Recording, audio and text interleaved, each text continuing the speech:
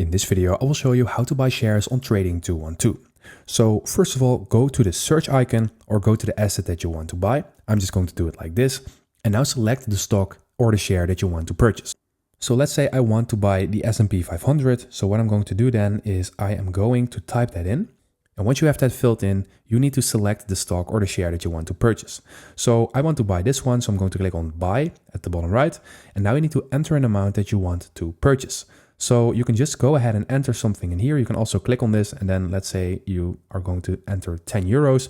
Then if you want to purchase this, you're going to click on review order down below. So let's do this. And now you will see all of the transaction details. And if everything is okay, then you can click on send by order. So I'm going to click on this right now. And as you can see, my order is right now placed and it will be executed if the market is open. If you are purchasing when the market is open, then you will buy your share immediately and then it will automatically be added to your balance.